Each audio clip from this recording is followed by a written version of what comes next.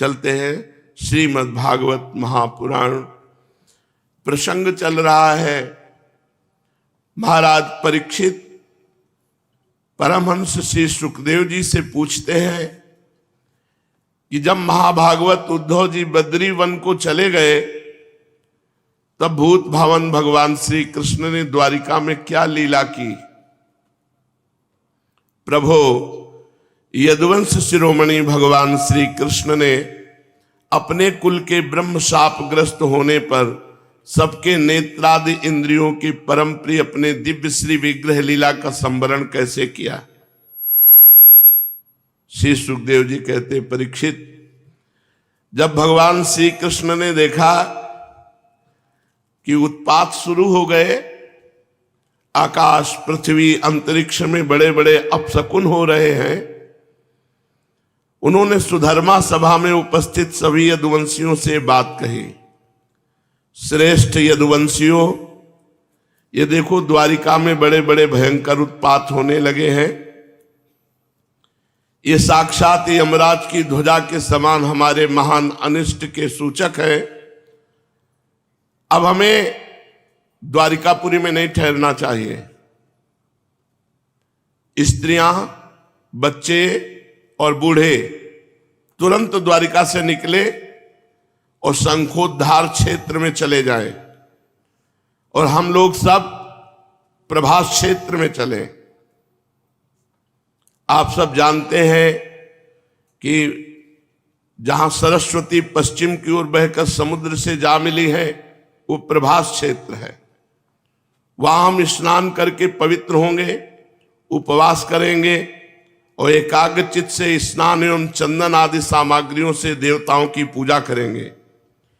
वहां स्वस्ति वाचन के बाद हम लोग गौ, भूमि, सोना, वस्त्र, हाथी, घोड़े, रथ और घर आदि के द्वारा महात्मा ब्राह्मणों का सत्कार करेंगे। ये विधि सब प्रकार के अमंगलों का नाश करने वाली और परम मंगल की जननी है। श्रेष्ठ यदुवंशियों, देवता, ब्राह्मण और गौओं की पूजा ही प्राणियों के जन्म का परम लाभ है। इसलिए निकलो द्वारिका से। सबको हटाया, स्त्रियां, बच्चे, बूढ़े शंखोद्धार क्षेत्र में और समस्त यदुवंशी प्रभास क्षेत्र में चले। द्वारिका छोड़ो। परीक्षित, सभी वृद्ध यदुवंशियों ने भगवान श्री कृष्ण की यह बात सुनकर तथास्तु कहकर उसका अनुमोदन किया। तुरंत नौकाओं से समुद्र पार करके रथों द्वारा यदुवंशी प्रभास क्षेत्र की यात्रा की। वहां पहुंचकर यादवों ने यदुवंश शिरोमणि भगवान श्री कृष्ण के आदेशानुसार बड़ी श्रद्धा और भक्ति से शांति पाठ आदि तथा और भी सब प्रकार के मंगल कृत्य किए। ये सब तो उन्होंने किया, परंतु श्रापवश उनकी बुद्धि हरण हो गई। ब्राह्मणों का एक तरह से उपहास किया था, पेट में बांध करके कि लड़का होगा कि लड़की, तो उनका इससे वो होगा जो तुम्हारे वंश का विनाश करेगा। अब वो समय आ गया। भगवान ने आदेश किया था कि स्वस्ति वाचन करा करके, गौओं का पूजन करके, ब्राह्मणों का पूजन करके खूब दान पुण्य करो, मंगल होगा। प्रभास क्षेत्र में स्वस्ति वाचन होते होते बुद्धि खराब हो गई, क्योंकि वो साप है और सबने जो नहीं पीना चाहिए वो पिया। ये अंतिम लीला है इनकी। मैरेयक नामक मदिरा का पान किया। ये पीने में बहुत मीठी लगती है, परिणाम में सर्वनाश करती है। सबकी बुद्धि भ्रष्ट हो गई। भगवान ने क्या कहा था, किसी को होश नहीं रहा। तीव्र मदिरा के पान से सब के सब घमंडी अहंकार से युक्त हो गए और एक दूसरे से लड़ने झगड़ने लगे। सच पूछो तो ब्राह्मणों का शाप लागू हो गया।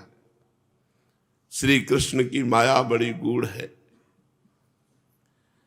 अब वो आपस ही में क्रोध करके एक दूसरे पर धनुष, बाण, तलवार, भाला, गदा, तोमर, रिष्टि, अस्त्र शस्त्रों से भिड़ गए आपस ही में।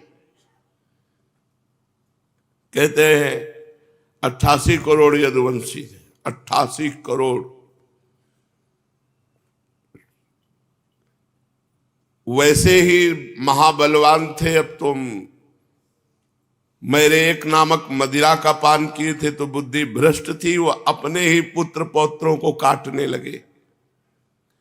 मतवाले यदुवंशी रथों, हाथियों, घोड़ों, गधों, ऊंटों, खच्चरों, बैलों, भैंसों और मनुष्यों पर भी सवार होकर एक दूसरे को बाणों से घायल करने लगे, मानो जंगली हाथी एक दूसरे पर दांतों से चोट कर रहे हों। सबकी सवारियों पर ध्वजाएं फहरा रही थी। पैदल सैनिक भी आपस में उलझ रहे थे। प्रद्युम्न सांब से युद्ध करने लगे, अक्रूर जी भोज से युद्ध करने लगे। ये घर के लोग हैं, घर के जन हैं। अनिरुद्ध जी सात्विकी से भिड़ गए, सुभद्र संग्रामजीत से, भगवान श्री कृष्ण के भाई गद उसी नाम के उनके पुत्र से, सुमित्र सुरथ से युद्ध करने लगे। ये सभी बड़े भयंकर योद्धा क्रोध में भरकर एक दूसरे का नाश करने पर तुल गए। इनके अतिरिक्त निषठ, उल्मुख, सहस्त्रजीत, सत्यजीत और भानुवाद यादव भी एक दूसरे से गुथ गए। भगवान श्री कृष्ण की माया ने तो इन्हें अत्यंत मोहित कर रखा था। ब्राह्मणों के साप ने बुद्धि भ्रष्ट कर दी, मदिरा के नशे ने और बुद्धि भ्रष्ट कर दी। दासार, वृष्णि, अंधक, भोज, सात्वत, मधु, अर्बुद, माथुर, सूरसेन, विसर्जन, कुकुर, कुंती भोज, ये सब आपस में लड़ लड़ करके एक दूसरे को मार डाला, काट डाला एक दूसरे को। मूढ़ता ऐसी छा गई कि पुत्र पिता को, पिता पुत्र को काट रहा है, भाई भाई को काट रहा है, भांजा मामा को, नाती नाना को, मित्र मित्र को, सुहृद सुहृद को, चाचा भतीजे को। एक घर के ही सब यदुवंशी एक दूसरे को काट काट करके गिराने लगे। अंत में जब उनके सब बाण समाप्त हो गए, धनुष टूट गए, शस्त्रास्त्र नष्ट भ्रष्ट हो गए, तो उन्होंने अपने हाथों से समुद्र तट पर उगी एरका नाम की, ये वही एरका है जो घिस घिस करके फेंका गया था मूसल, जो उसी से तलवार की तरह प्रकट हुई। बस वो एरका नाम की घास उखाड़ते और उससे मारते तो ब्रह्म श्राप के कारण तत्काल सब कट जाते। ये लोहे के मूसल से चूरा जो था वही एरका नाम की घास, सबकी मृत्यु उसी से हुई। राजन, वो एरका नाम की घास हाथ में आते ही वज्र के समान कठोर और मुदगरों के रूप में परिणित हो गई। अब वे रोष में भरकर उसी घास के द्वारा अपने विपक्षियों पर प्रहार करने लगे। उन्होंने भगवान श्री कृष्ण और बलराम जी को भी अपना शत्रु समझ लिया। उन आताताइयों की बुद्धि ऐसी मूढ़ हो रही थी कि वो भगवान बलराम जी को भी मारने के लिए दौड़े। कुरुनंदन, भगवान श्री कृष्ण और बलराम जी युद्ध भूमि में इधर उधर विचरने लगे। अब तो एक दूसरे को मार मार करके सब नष्ट हो गए। जैसे बांसों की रगड़ से उत्पन्न दावानल बांसों को ही भस्म कर देता है, वैसे ब्रह्म शाप से ग्रस्त और भगवान श्री कृष्ण की माया से मोहित यदुवंशियों के स्पर्धा मूलक क्रोध ने पूरे यदुवंशियों का विनाश कर दिया। एक भी नहीं बचा, एक भी नहीं बचा। भगवान श्री कृष्ण ने देखा कि ये महाभार पृथ्वी के थे यदुवंशी, अब यदुवंशियों का संहार हो चुका, तब उन्होंने संतोष की सांस ली। बलराम जी ने समुद्र तट पर बैठ करके एकाग्र चित्त होकर परमात्मा का चिंतन किया और अपने स्वरूप में लीन हो गए, शेष भगवान के रूप में। भगवान श्री कृष्ण ने देखा कि भैया बलराम जी तो अपने स्वरूप में लीन हो गए, तब एक पीपल के पेड़ के नीचे जाकर चुपचाप धरती पर बैठ गए भगवान श्री कृष्ण। सब यदुवंशी मारे गए, एक भी नहीं बचा। बलराम जी बचे थे, वो भी ध्यान करके अपने शेष भगवान के रूप में लीन हो गए।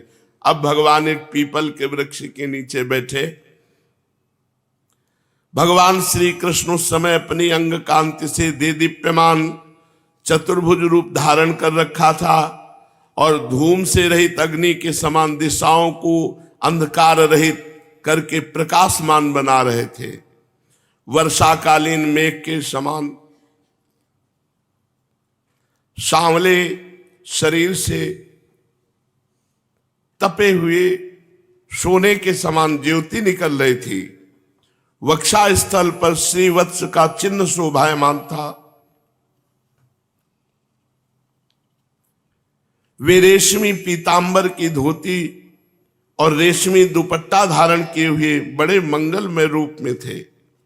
मुख कमल पर सुंदर मुस्कान, कपोलों पर नीली नीली अलकें बड़ी ही सुहावनी लगती थी। कमल के समान सुंदर सुंदर एवं सुकुमार नेत्र, कानों में मकराकृत कुंडल झिलमिला रहे थे। कमर में करधनी, कंधे पर यज्ञोपवीत, माथे पर मुकुट, कलाइयों में कंगन, बाहों में बाजूबंद, वक्षस्थल पर हार, चरणों में नूपुर, अंगुलियों में अंगूठियां और गले में कौस्तुभ मणि शोभायमान हो रही थी। घुटनों तक बनमाला लटकी हुई थी। शंख चक्र गदा आयुध मूर्तिमान होकर प्रभु की सेवा कर रहे थे। उस समय भगवान अपनी दाहिनी जांघ पर बायां चरण रखकर बैठे हुए थे। लाल लाल तलवा रक्त कमल के समान चमक रहा था। परीक्षित, जरा नामक एक बहेलिया मूसल से बचे हुए टुकड़े को मछली लील गई थी। मछली को पकड़ा और वो टुकड़ा निकाला, वो टुकड़ा बाण की नोक में लगाया और उसने दूर से भगवान के चरण तलवे पे बाण मारा। क्योंकि साफ था पूरे वंश का विनाश, तो देखो भगवान ने भी स्वीकार किया। उसने समझा हरिन का मुख है लाल लाल तलवा, बाण मारा तो सीधे भगवान के शीत चरण में बाण से बिंध गया। और जब वो पास आया तो देखा चतुर्भुज परम पुरुष भगवान श्री कृष्ण, उनके चरण में बाण घुस चुका था। अब अपराध तो कर चुका था, कांपने लगा। वो जरा नाम का कांपने लगा। वो व्याध भगवान के चरणों में सिर रखकर धरती पर साष्टांग लेट गया। उसने कहा, हे मधुसूदन, मैंने अनजान में ये महापाप कर दिया। सचमुच मैं बहुत बड़ा पापी हूं, परंतु आप परम यशस्वी और निर्विकार हैं। आप कृपा करके मेरे अपराध को क्षमा कीजिए। सर्वव्यापक सर्वशक्तिमान प्रभु, महात्मा लोग कहा करते हैं कि आपके स्मरण मात्र से मनुष्यों का अज्ञान अंधकार नष्ट हो जाता है। बड़े खेद की बात है कि मैंने स्वयं आपका ही अनिष्ट कर दिया। वैकुंठनाथ, मैं निरपराध हरिणों को मारने वाला महापापी हूं। आप मुझे अभी मार डालिए, क्योंकि मर जाने पर मैं फिर कभी आप जैसे महापुरुषों का ऐसा अपराध न करूंगा। भगवान, संपूर्ण विद्याओं के पारदर्शी ब्रह्मा जी और उनके पुत्र रुद्र आदि भी आपकी योग माया का विलास नहीं समझ पाते, क्योंकि उनकी दृष्टि भी आपकी माया से आवृत है। ऐसी अवस्था में हमारे जैसे पापियोनी लोग उसके विषय में कह ही क्या सकते हैं। भगवान श्री कृष्ण ने कहा, हे जरे, तू डर मत, उठ उठ, ये तूने मेरे मन का काम किया है।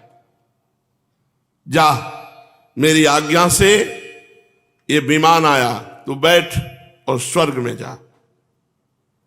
जिसकी प्राप्ति बड़े बड़े पुण्यवानों को बड़ी कठिनता से होती है। अपने मारने वाले बाण जो चरणों में मारा, व्याध को भगवान ने सदेह विमान पर स्वर्ग में भेजा। श्री सुखदेव जी कहते हैं, परीक्षित, भगवान श्री कृष्ण तो अपनी इच्छा से शरीर धारण करते हैं। जब उन्होंने जरा व्याध को ये आदेश दिया तब उसने उनकी 3 परिक्रमा की, नमस्कार किया और विमान पर सवार होकर स्वर्ग को चला गया। भगवान श्री कृष्ण का सारथी दारुक खोजता हुआ, पता लगाता हुआ भगवान के श्री अंग की गंध से वो अनुमान लगा लिया कि इधर भगवान है और भगवान के सामने आ गया। दारुक ने वहां जाकर देखा कि भगवान श्री कृष्ण पीपल के वृक्ष के नीचे आसन लगाए बैठे हैं, असह्य तेज वाले आयुध मूर्तिमान होकर भगवान की सेवा में संलग्न है। उन्हें देखकर दारुक के हृदय में प्रेम की बाढ़ आ गई, नेत्रों से आंसुओं की धारा बहने लगी। वो भगवान के रथ से कूदकर भगवान के चरणों में गिर पड़ा। भगवान का नित्य सारथी है। उसने भगवान से प्रार्थना की, प्रभु, रात्रि के समय चंद्रमा के अस्त हो जाने पर राह चलने वाले की जैसी दशा होती है, आपके चरण कमलों का दर्शन न पाकर मेरी भी वैसी ही दशा हो गई है। प्रभु, मेरी दृष्टि नष्ट हो गई है, चारों ओर अंधेरा छा गया है। अब न तो मुझे दिशाओं का ज्ञान है और न मेरे हृदय में शांति ही है। परीक्षित, अभी दारुक इस प्रकार कह ही रहा था कि भगवान का गरुण ध्वज रथ पताका और घोड़ों के सहित आकाश में उड़ गया। जो दारुक चलाते थे रथ, वो आकाश में अंतर ध्यान हो गया। उसके पीछे पीछे भगवान के जितने आयुध थे वो सब अंतर ध्यान हो गए। ये सब देखकर दारुक के आश्चर्य की सीमा न रही। तब भगवान ने कहा, दारुक, अब तुम द्वारिका चले जाओ।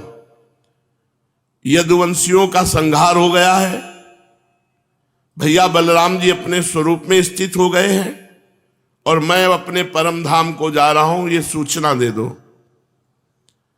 उनसे कहना कि अब तुम लोगों को अपने परिवार वालों के साथ द्वारिका में नहीं रहना चाहिए, क्योंकि मेरे जाते ही द्वारिकापुरी को समुद्र डुबो देगा।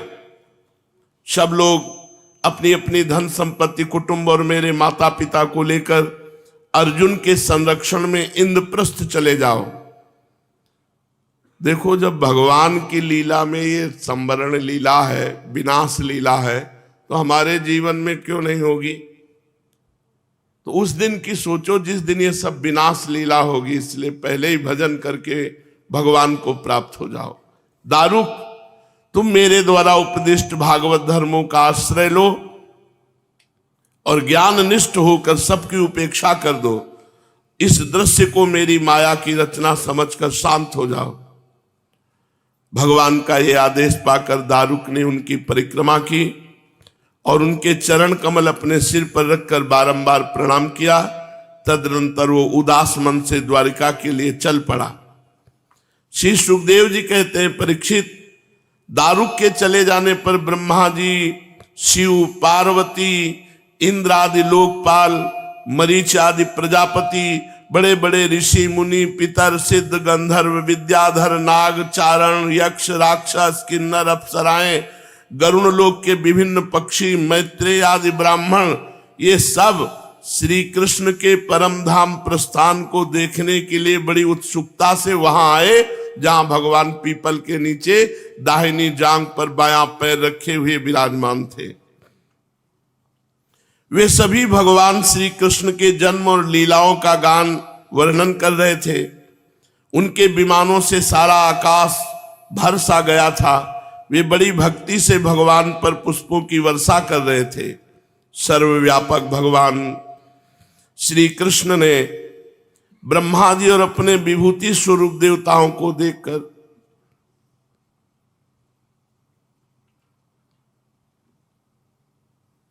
अपने नेत्र बंद कर लिए, अपने स्वरूप में स्थित होने के लिए।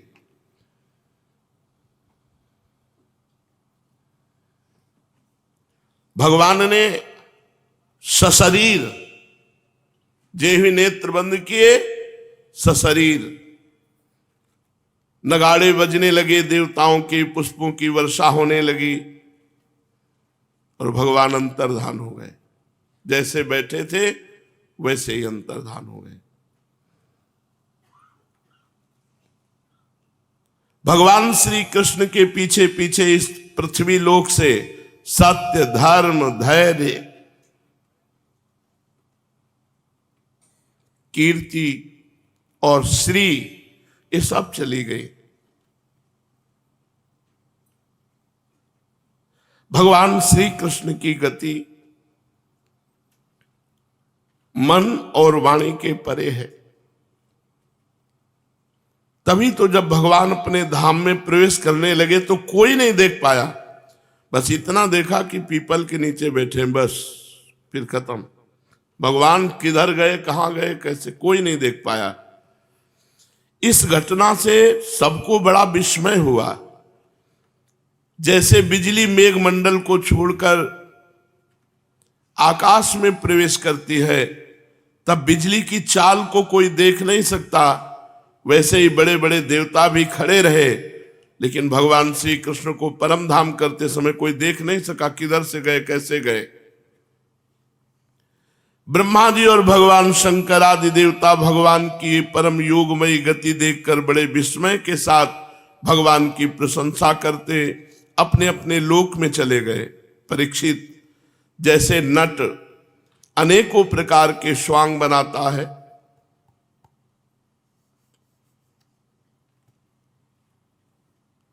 परंतु वो निर्लेप रहता है, वैसे ही भगवान है। मनुष्यों के समान रूप धारण करके जन्म लेना,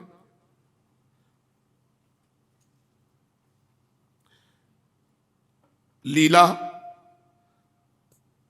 और फिर लीला का स्मरण कर लेना, उनके लिए अभिनय मात्र है। वे स्वयं ही इस जगत की सृष्टि करते हैं, इसमें प्रवेश करते हैं, फिर इसका संहार कर लेते हैं। महामहिम स्वरूप है। देखो ना, संदीपिनी गुरु का पुत्र यमपुरी चला गया था, परंतु सशरीर उसको लौटा लाए। देखो ना, तुम्हारा इस शरीर ब्रह्मास्त्र से जल चुका था, परंतु उन्होंने तुम्हें जीवित कर दिया। वास्तव में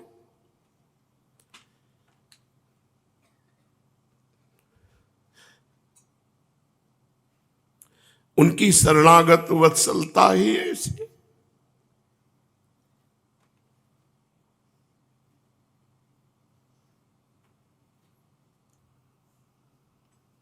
और तो क्या कहूं, महाकाल भगवान शंकर को भी युद्ध में तृप्त कर दिया और अपने प्रत्यपराध करने वाले को, जो उनके चरणों पर बाण प्रहार किया, ऐसे कृपालु, उसे सदैव स्वर्ग भेज दिया। प्रिय परीक्षित, भगवान अपने शरीर को सदा के लिए यहां रख सकते थे, अवश्य रख सकते थे, पर उन्होंने ऐसा नहीं किया, क्योंकि वो निरपेक्ष है। संपूर्ण जगत की स्थिति, उत्पत्ति और संहार उनका एक खेल है। संपूर्ण शक्तियों को धारण करने वाले उन्होंने अपने शरीर को भी यहां नहीं रखा, अंतर ध्यान कर दिया। इससे उन्होंने दिखाया कि यहां से सबको जाना है, यहां किसी का भी शरीर नहीं टिकेगा। आत्मनिष्ठ पुरुषों के लिए आदर्श है कि वो अपने शरीर पर प्यार ना करें, इसका नाश होगा। जो पुरुष प्रातःकाल ब्रह्म मुहूर्त में भगवान श्री कृष्ण के परम धाम गमन की इस कथा को एकाग्रता पूर्वक सुनेगा, कीर्तन करेगा, वो भगवान के सर्वश्रेष्ठ परम पद को प्राप्त होगा। इधर दारुक भगवान श्री कृष्ण के विरह से व्याकुल होकर द्वारिका आया, वसुदेव जी और उग्रसेन के चरणों पर गिर गिर करके आंसुओं से भीगे हुए पूरा का पूरा विवरण सुनाया कि सब यदुवंशी नष्ट हो गए, बलराम जी अपने स्वरूप को प्राप्त हो गए और भगवान श्री कृष्ण अंतर्धान हो गए। ये बात सुनते ही शोक के मारे सब मूर्छित हो गए। सब श्री कृष्ण वियोग से विह्वल होकर सिर पीटने लगे। बहुत से तो निष्प्राण होकर वहीं शरीर छोड़ दिया। जो ही सुना श्री कृष्ण अंतर्ध्यान हो गए तो वहीं शरीर छोड़ दिया बहुत जनों ने। तो देवकी, रोहिणी, वसुदेव जी अपने प्यारे पुत्र श्री कृष्ण और बलराम को न देखकर शोक की पीड़ा से बेहोश हो गए। भगवत विरह से व्याकुल होकर वहीं प्राण छोड़ दिए। देवकी, रोहिणी, वसुदेव जी और बहुत से सब उसी समय प्राण छोड़ दिया कि जो भगवान नहीं रहे। तो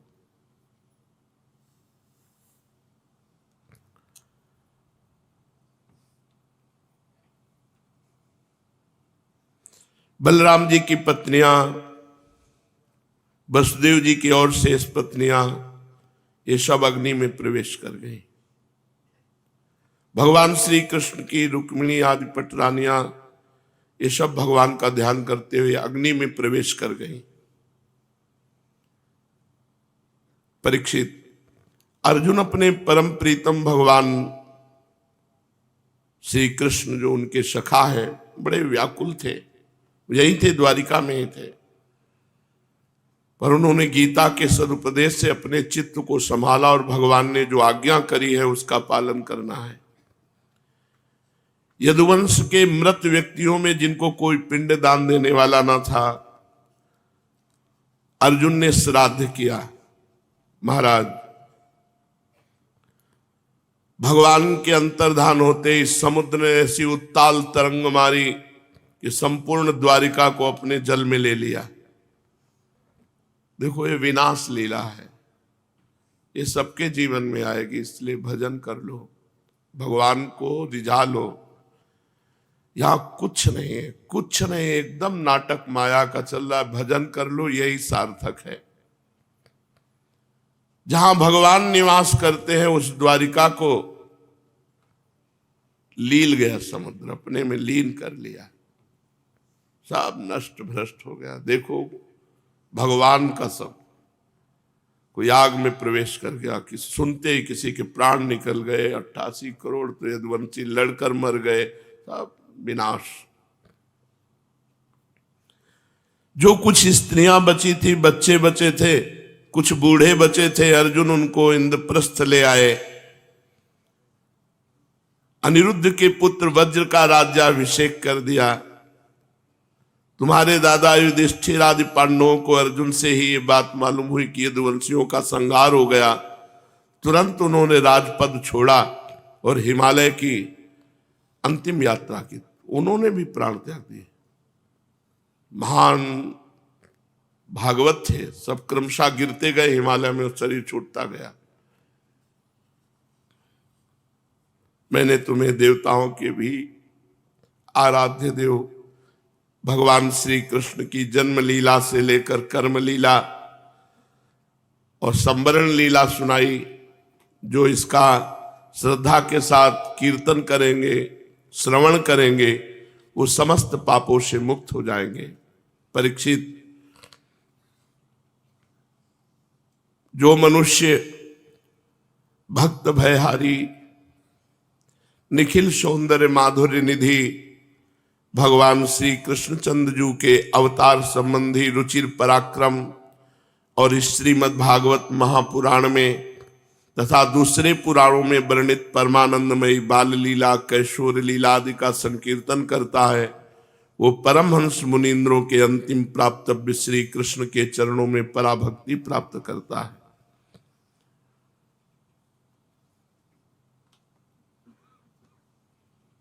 कुछ नहीं है, कुछ नहीं है। ये सब जब भगवान का कुछ नहीं बचा तो तुम्हारा क्या बच जाएगा, विचार करो।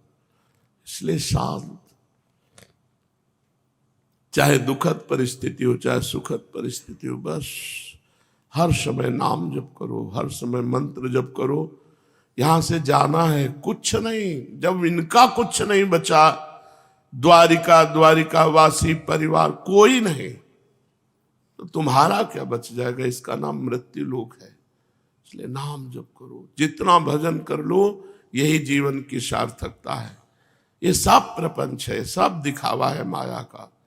जितना भजन कर लो बस उतना ही सार्थक है। यहां से जाना है। कृपा करें श्री कृष्ण कि हमारा चित्त उनके चरणों में लग जाए, सब भूल जाए और यहाँ शरीर छूटे और उनको प्राप्त हो जाए। यही जीवन का फल है। और तो सब नौटंकी है माया की, ये सब नौटंकी है माया की। जब भगवान का कुछ नहीं बचा, जिनको भगवान ने गोद में खिलाया वो पुत्र, जिनको भगवान का दुलार मिला वो पौत्र, वो सब मर गए, हम तुम क्या बचेंगे? काल का विकराल ऐसा स्वरूप है, सबको चाट जाता है। इसलिए हर श्वास नाम जप, हर श्वास भगवत चिंतन, जिससे हमारे जीवन की सार्थकता है। शेष चर्चा आगे। श्री राधा वल्लभ लाल।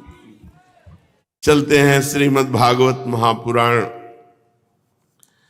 आज 12 स्कंद प्रारंभ हो रहा है, जिसमें कलयुग के भगवान के जाने के बाद जो राजवंश हुए उनका वर्णन है। राजा परीक्षित ने पूछा भगवान परमहंस श्री सुखदेव जी से, यदुवंश शिरोमणि भगवान श्री कृष्ण जब अपने परम धाम पधार गए तब पृथ्वी पर किस वंश का राज्य हुआ तथा अब किसका राज्य होगा? आप कृपा करके मुझे ये बतलाइए। परमहंस श्री सुखदेव जी महाराज ने कहा, प्रिय परीक्षित, मैंने तुम्हें 9वें स्कंद में बात बतलाई थी कि जरासंध के पिता बृहद्रथ के वंश में अंतिम राजा होगा पुरंजय, रिपुरंजय जिसका नाम कहा गया। उसके मंत्री का नाम होगा शुनक।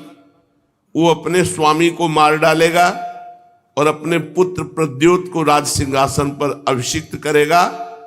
प्रद्योत का पुत्र होगा पालक, पालक का विशाखयूप, विशाखयूप का राजक और राजक का पुत्र होगा नंदिवर्धन। प्रद्योत वंश में यही 5 नरपति होंगे। इनकी संज्ञा होगी प्रद्योतन। ये 148 वर्ष तक पृथ्वी का उपभोग करेंगे भगवान के जाने के बाद। ये 5 राजा हुए। इसके पश्चात शिशुनाग नाम का राजा होगा। शिशुनाग का काकवर्ण, उसका क्षेमधर्मा, क्षेमधर्मा का पुत्र होगा क्षेत्रज्ञ, क्षेत्रज्ञ का विदिशार, उसका अजात शत्रु, फिर दर्भक और दर्भक का पुत्र होगा अजय। अजय से नंदिवर्धन और उससे महानंदी का जन्म होगा। शिशुनाग वंश में 10 राजा होंगे। ये सब मिलकर कलयुग में 360 वर्ष तक पृथ्वी का राज्य करेंगे। 5 राजा 148 वर्ष तक और ये 10 राजा 360 वर्ष तक। प्रिय परीक्षित, फिर महानंदी की शूद्रा पत्नी के गर्भ से नंद नामक पुत्र होगा। वो बड़ा बलवान होगा। महानंदी महापद्म नामक निधि का अधिपति होगा, इसलिए उसे महापद्म भी कहेंगे। वह क्षत्रिय राजाओं के विनाश का कारण बनेगा। तभी से राजा लोग प्रायः अधार्मिक हो जाएंगे। महापद्म पृथ्वी का एक क्षत्र शासक होगा। उसके शासन का उल्लंघन कोई भी नहीं कर सकेगा। क्षत्रियों के विनाश में हेतु होने की दृष्टि से उसे दूसरा परशुराम ही समझना चाहिए। उसके सुमाल्य आदि 8 पुत्र होंगे। वे सभी राजा होंगे और 100 वर्ष तक इस पृथ्वी का उपभोग करेंगे। कौटिल्य, वात्स्यायन तथा चाणक्य के नाम से प्रसिद्ध एक ब्राह्मण विश्वविख्यात नंद और उनके सुमाल्य आदि 8 पुत्रों का नाश कर डालेगा। उनका नाश हो जाने पर कलयुग में मौर्यवंशी नरपति पृथ्वी का राज्य करेंगे। वही ब्राह्मण जिसका नाम चाणक्य, कौटिल्य, वात्स्यायन है, वो पहले चंद्रगुप्त मौर्य को राजा के पद पर अभिषिक्त करेगा। चंद्रगुप्त का पुत्र होगा वारिसार और वारिसार का अशोक वर्धन। अशोकवर्धन का पुत्र होगा सुयश, सुयश का संगत, संगत का शालिशूल और शालिशूल का सोम शर्मा, सोम शर्मा का शतधन्वा, शतधन्वा का पुत्र बृहद्रथ, कुरुवंश विभूषण परीक्षित। मौर्य वंश के 10 नरपति कलयुग में 137 वर्ष तक पृथ्वी का उपभोग करेंगे। बृहद्रथ का सेनापति होगा पुष्पमित्र शुंग, वो अपने स्वामी को मारकर स्वयं राजा बन बैठेगा। पुष्पमित्र का अग्निमित्र और अग्निमित्र का सुज्येष्ठ होगा, सुज्येष्ठ का वसुमित्र, वसुमित्र का भद्रक, भद्रक का पुलिंद, पुलिंद का घोष और घोष का पुत्र होगा वज्रमित्र, वज्रमित्र का भागवत, भागवत का पुत्र होगा देवभूति। शुंग वंश के 10 नरपति 112 वर्ष तक पृथ्वी का पालन करेंगे। परीक्षित, शुंगवंशी नरपतियों का राज्यकाल समाप्त होने पर यह पृथ्वी कर्णवंशी नरपतियों के हाथ में चली जाएगी। कर्णवंशी नरपति अपने पूर्ववर्ती राजाओं की अपेक्षा कम गुण वाले होंगे। शुंगवंश का अंतिम नरपति देवभूति बड़ा ही लंपट होगा, उसे उसका मंत्री कर्णवंशी वसुदेव मार डालेगा और बुद्धि बल से स्वयं राज्य करेगा।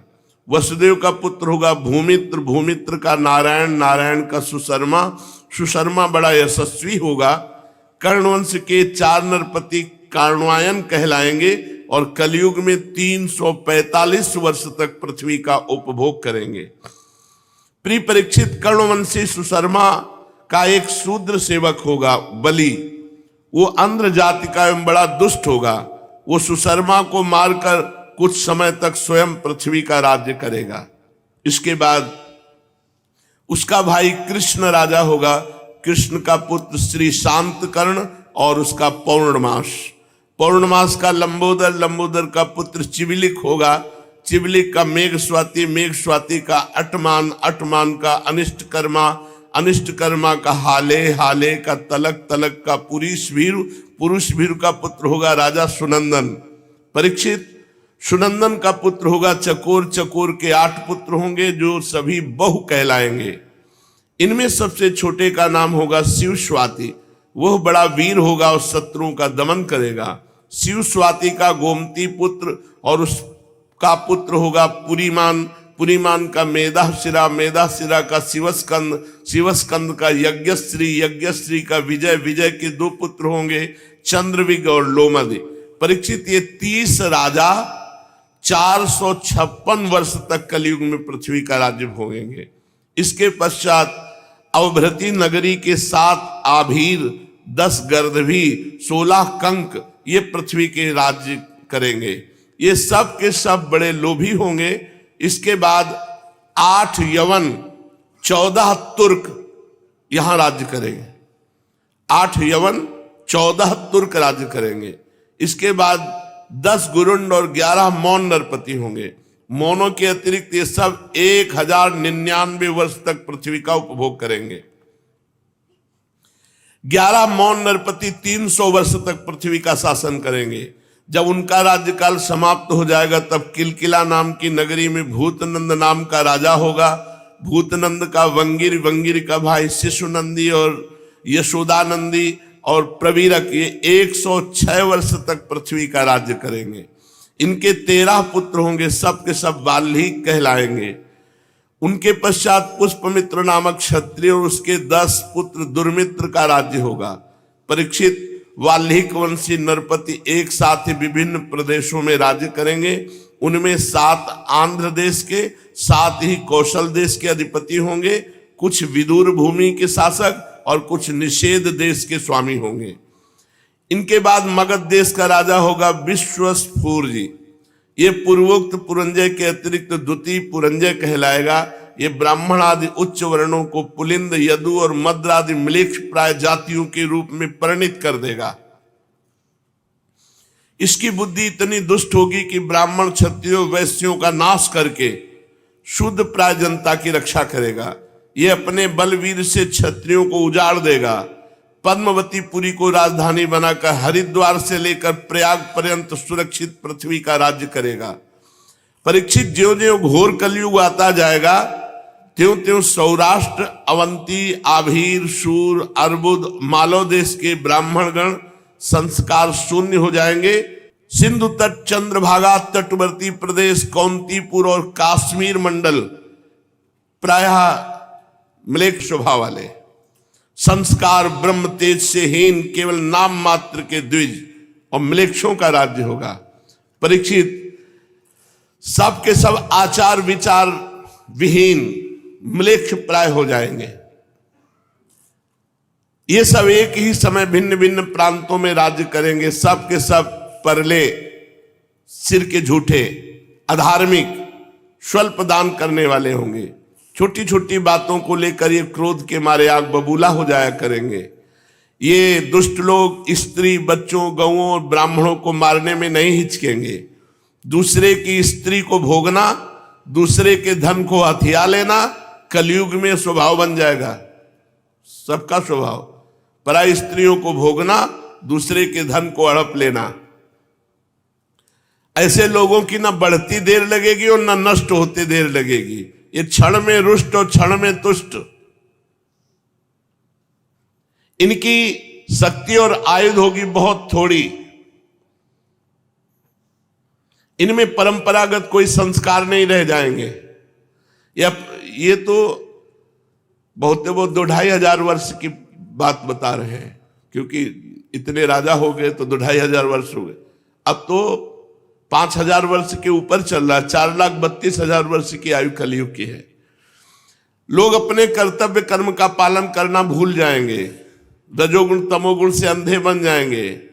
राजा के वेश में म्लेच्छ ही होंगे।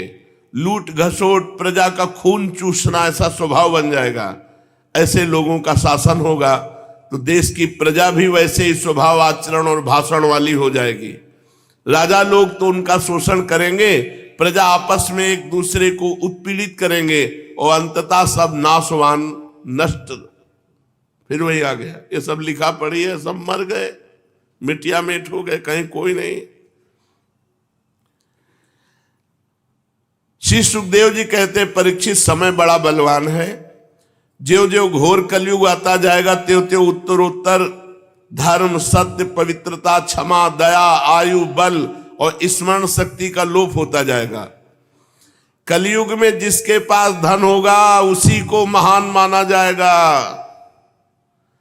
लोग उसी को बड़ा आदमी मानेंगे, कुलीन, सदाचारी, सद्गुणी मानेंगे। वही बड़ा माना जाएगा जिसके पास धन है, जिसके पास पावर है। बिल्कुल, जिसके हाथ में शक्ति होगी वही धर्म और न्याय की व्यवस्था देखेगा, चाहे वो घोर पापी क्यों न हो। जो लिखा है वो देख ले, हो रहा है। दाम्पत्य भी रुचिर हेतुर मायेय व्यवहारिके। पहले लड़की की कुंडली देखो, लड़का की कुंडली देखो, गुण मिलाओ, सब। कलयुग में नहीं चलेगा। विवाह संबंध के लिए कुल, सील, गुण की परख निरख नहीं होगी। युवक युवती पसंद कर लिए, बस हो गया। पसंद आए तो ठीक है, नहीं दूसरा कर लीजिएगा। ये कितना गंदा व्यवहार। युवक युवती पारस्परिक रुचि से ही विवाह होगा, गुण से, कुंडली से, जाति से, कुल से, इससे कोई मतलब नहीं रह जाएगा। व्यवहार में कौन निपुण माना जाएगा? जो जितना झूठ और बेईमानी कर ले, जितना गंदा व्यवहार कर ले, उतने व्यवहार में निपुण माना जाए। वाले बड़े प्रवीण हैं, लाखों की जो चपत लगा दे दूसरे की, वही प्रवीण माना जाएगा कलयुग में। किसी के जीवन में सच्चाई और ईमानदारी नहीं रहेगी। युग धर्म का प्रभाव। जो जितना छली कपटी होगा उतना ही प्रवीण माना जाएगा। जितना छल कर ले, कपट कर ले, उतने व्यवहार कुशल माना जाएगा। स्त्री पुरुष की श्रेष्ठता उसके गुण संयम से नहीं, उसके चरित्र से नहीं, उसकी दुष्टता से होगी। जितना दुष्ट स्वभाव, जितना नीच, जितना वो उतना ही महान। कलयुग में कोई ब्राह्मणत्व से युक्त नहीं रहेगा। कलयुग का प्रभाव अभी तो भगवान की कृपा से है, क्योंकि अभी 5 वर्ष 4,32,000, पहले 32,000 तो पार हुए। न यज्ञ उपवीत न त्रिकाल संध्या, कोई मतलब ही नहीं है, कोई मतलब नहीं। ब्राह्मणत्व से कोई मतलब नहीं रह गया है। त्रिकाल संध्या, गायत्री जप, नियम संयम, कोई मनमानी आचरण। अब तो यज्ञोपवीत भले ब्याह के समय डाल लेते हो तो डाल लेते हो, नहीं तो ब्याह क्या होता है? जब girlfriend boyfriend live in relation, तो पंडित की जरूरत क्या है? ब्याह की जरूरत क्या है? दंड कमंडल से सन्यासी की पहचान, और एक दूसरे के चिन्ह स्वीकार कर लो, कोई किसी को बोलने वाला नहीं। जब मनावे जिस आश्रम में प्रवेश हो जाओ, मनावे सन्यासी, सन्यासी से मनावे गृहस्थ, गृहस्थ से मनावे सन्यासी, कोई कौन रोक टोक रहा है? बड़ा विचित्र। जो जितना घूस देने में समर्थ होगा उतना ही वो बड़ा आदमी माना जाएगा। लिखा हुआ है भाई, शास्त्र जो कह रहा वही हो रहा है, आप देख लो, वही हो रहा है जो शास्त्र में लिखा है। जो घूस देने में असमर्थ होगा, धन देने में असमर्थ होगा, वही सबसे बड़ा दोषी माना जाएगा। घूस नहीं दे सकता, धन नहीं दे सकता, असमर्थ है तो दोषी है, वही दोषी है। और बहुत बड़ा दोष किए, घूस दे रहा है, धन है, वो दोषी नहीं माना जाएगा। बड़े लोग हैं। सत्य न्याय नहीं मिल पाएगा, पैसे के बल का न्याय होगा। ये कलयुग का प्रभाव है। अब जैसे एक वकील साहब आए, उन्होंने कहा कि हम जानते हैं कि आदमी गलत है, लेकिन हमें वकालत करना ही होगा, हमने पढ़ा इसीलिए, तो हम उसको जिताएंगे। भाई ऐसा तो नहीं होना चाहिए। क्यों जिताओगे? जब जानते हो गलत है तो क्यों जिताओगे? बोले हमारे को पढ़ाया इसीलिए जाता है, पैसा। तो अगर तुम्हारी बहन के साथ कोई बलात्कार किए हो और जानते हो, तुम उसका मुकदमा लेकर के उसे जिता सकते हो? चुप हो गए हो? जिता सकते हो, जानते हो गलत है, अब जिताओ। नहीं जिताओगे, क्यों? क्योंकि मेरी बहन है, अगर किसी और की बहन है तो आप जिता सकते हो। फिर आपकी पढ़ाई लिखाई धूल है। किस काम की पढ़ाई लिखाई? पढ़ाई लिखाई तो इसी बात की वकालत की थी कि दुष्टों को दंड दिलाया जाए और निर्दोषों को मुक्त कराया जाए। हमारे समाज की व्यवस्था तभी। पर कलयुग का प्रभाव, रुपए के आगे ज्ञान विज्ञान काम नहीं करेगा। जहां वो अटैची गई 10 लाख की, तो सब ज्ञान विज्ञान और प्रवचन एक तरफ हो जाएगा और 10 लाख दिखाई देंगे। और जो बोलचाल में जितना बाचाल होगा उसी को पंडित कहा जाएगा। पंडित सोई जो गाल बजावा, जितना प्रवीण हो बोलने में उतना ही वो विद्वान माना जाएगा। असाधुता या दोषी किसे माना जाएगा? जो गरीब होगा। गरीब होगा। गरीब होना एक बहुत बड़ी असाधुता, दोषी की पहचान मानी जाएगी। विवाह के लिए शास्त्र इनकी जरूरत नहीं पड़ेगी, एक दूसरे की स्वीकृति ही पर्याप्त है। स्वीकृति मात्र से पर्याप्त है। शास्त्र विधि विधान संस्कार की कोई आवश्यकता न समझी जाएगी। स्नान की जरूरत नहीं पड़ेगी, बस बाल काढ़ लिए, मुंह में चिकनाहट लगा लिए, कपड़े पर लत्ते से लैस हो गए, यही समझा जाएगा स्नान। ऐसा हो भी रहा है। लोग दूर के तालाब को तीर्थ मानेंगे और निकट के गंगा आदि तीर्थों को तीर्थ नहीं मानेंगे। दूर के तालाब को तीर्थ मानेंगे, नजदीक के गंगा आदि तीर्थों को तीर्थ नहीं मानेंगे। माता पिता की उपेक्षा करेंगे, माता पिता का अपमान करेंगे, वही हो रहा है। सिर पर काकुल बाल खाना ही सुंदरता मानी जाएगी। शरीर के सौंदर्य का चिन्ह होगा बाल। जीवन में सबसे बड़ा पुरुषार्थ होगा इन प्रकार पेट भर ले, बस यही पुरुषार्थ होगा। जो जितनी ढिठाई से बात कर सके उतना ही वो सच्चा माना जाएगा। योग्यता चतुराई सबसे बड़ा लक्षण होगा। मनुष्य अपने कुटुंब का पालन कर ले, वही प्रवीण माना जाएगा, चाहे धर्म से चाहे अधर्म से।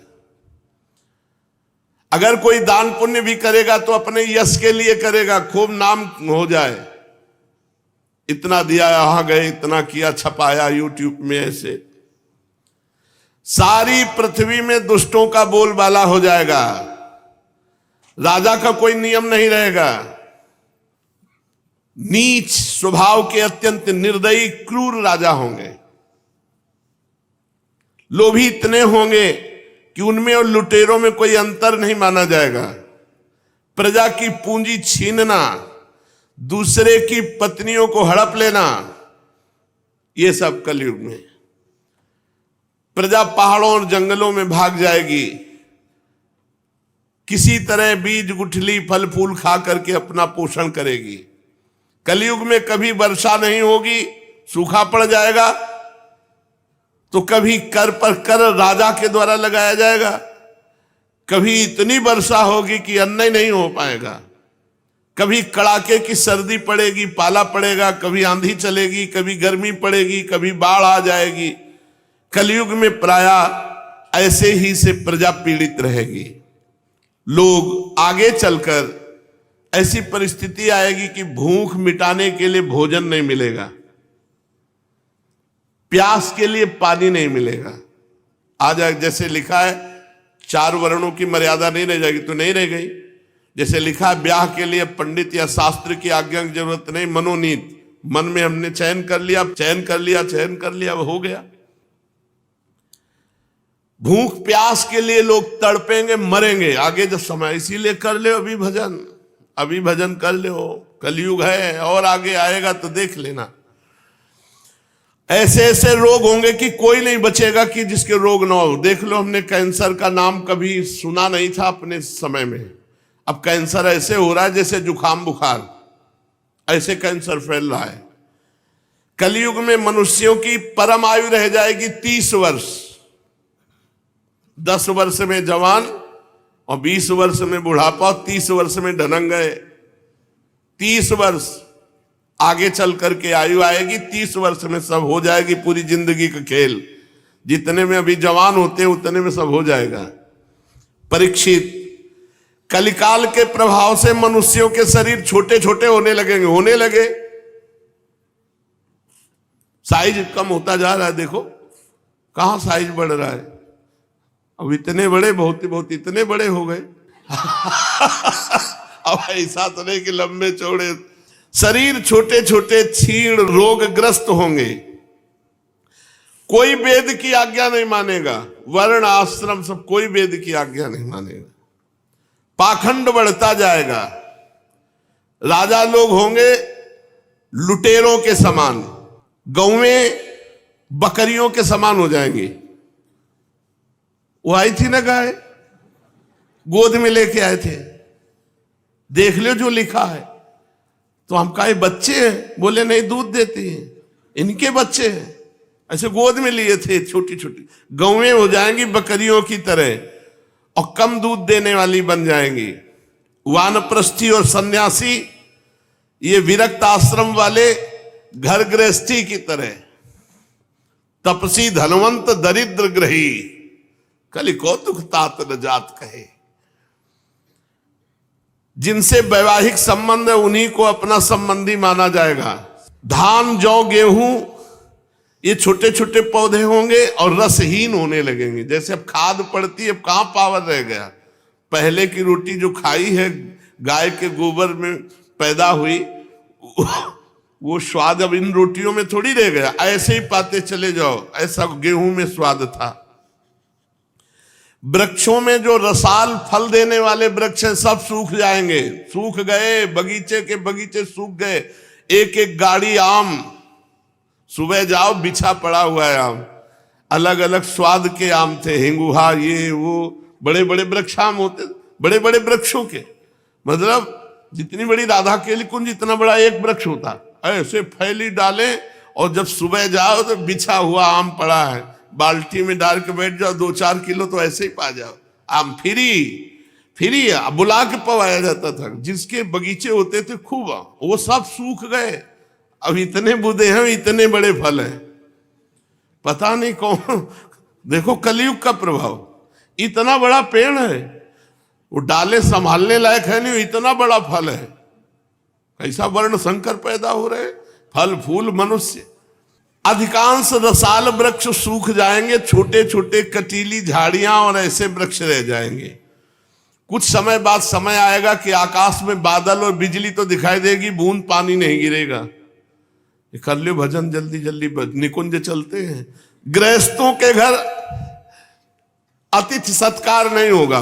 पहले लिखा होता था अतिथि देवो भव, अब लिखा होता कुत्ते से सावधान। कलयुग का प्रभाव, दरवाजे पे तुलसी का पौधा, गाय बंधी है पवित्र, अब दरवाजे पे कुत्ता बंधा हुआ है। आजकल दरवाजे पे कुत्ता रखे जाते हैं, गेट के अंदर रस्सी बांध करके सुरक्षा के लिए। पहले लिखा अतिथि देवो भव घरों में, अब लिखा होता कुत्ते से सावधान। हाँ, जनसंख्या अभी बढ़ रही फिर घटेगी, क्योंकि वर्षा नहीं होगी, भूखों मरेंगे सब। आगे समय आएगा। परीक्षित अधिक क्या कहें, कलयुग में ऐसा स्वभाव हो जाएगा मनुष्यों का जैसे गधों का, केवल बोझा ढोना, कोई भजन पूजन से मतलब नहीं। गृहस्थी केवल भोग भोजन, बस इसी के लिए परेशान रहेंगे, सब विषयी पुरुष हो जाएंगे। ऐसी स्थिति में धर्म की रक्षा करने के लिए फिर भगवान को ही अवतार लेना पड़ता है। प्रिय परीक्षित, सर्वव्यापक भगवान श्री हरि सर्वशक्तिमान हैं, सर्वस्वरूप होने पर चराचर जगत के शिक्षक हैं, सदगुरु हैं। वे साधु सज्जन पुरुषों के धर्म की रक्षा के लिए उनके कर्म बंधन को काट कर उन्हें जन्म मृत्यु के चक्र के छुड़ाने के लिए अवतार ग्रहण करेंगे जब घोर कलयुग आ जाए। अभी 4,32,000 में अभी 5,000 के ऊपर कुछ हुआ है। भाव भ्रष्टाचारा सब संसारा, धर्म सुने नहीं काना, कलिकाल बिहाल के मनुजा नहीं माने को अनुजा तनुजा। भारी भ्रष्टाचार बढ़ेगा जब घोर पापाचार, कहीं राम कृष्ण हरि नाम सुनाई नहीं देगा, स्वाहा स्वधा ये सब। उस समय संभल ग्राम में विष्णुयश नाम के एक श्रेष्ठ ब्राह्मण होंगे, उनका हृदय बड़ा उदार एवं भगवत भक्ति से पूर्ण होगा। उन्हीं के घर में कल की भगवान का अवतार होगा।